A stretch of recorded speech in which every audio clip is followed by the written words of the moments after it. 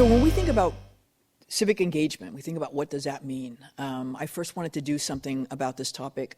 One, just because as somebody who has run for public office and realizes that very few people actually come out and vote, and finding that pretty distressing.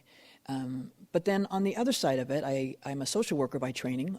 Professor of social work at Sacramento State was my previous employment. So I've done a lot of organizing out in the community, and I served on the Stockton City Council.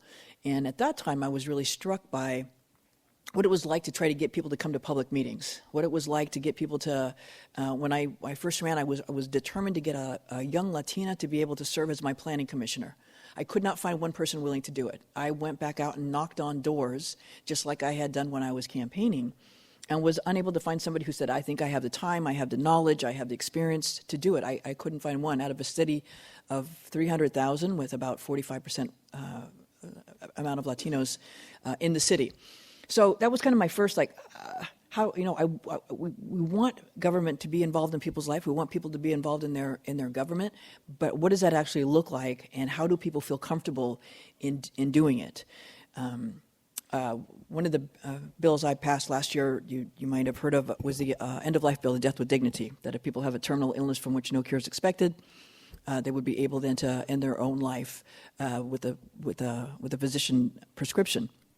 I did a keynote speech on that last week as we're beginning to implement that and talking about end of life. And my big goal in doing that was to improve quality of outcomes for end of life, like people knowing what was going to happen, feeling like they had all the information they needed.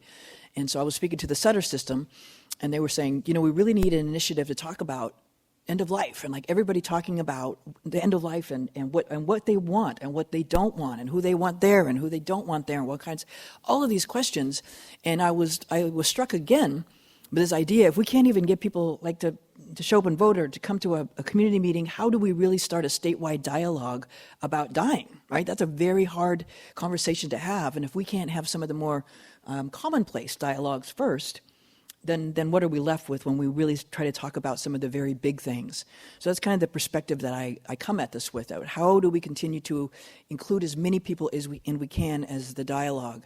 I'm sure, like you, maybe like me, I'm kind of distressed with the way our national conversation is going right now around the presidential campaign. A lot of people have been feeling like they're left out, and so we experience people feeling angry, left out. And so again, how do we start at a very basic level every single day so we're not left with this kind of anger at very large things when we know there are so many day-to-day things that could use improvement? When people say, well, I don't get involved because government doesn't work. And I would say, well, what does it look like when government works? Do you drive on roads? Do you turn on the lights and they go on? Do you turn on the water? Do you go to a park? Do your child go to school?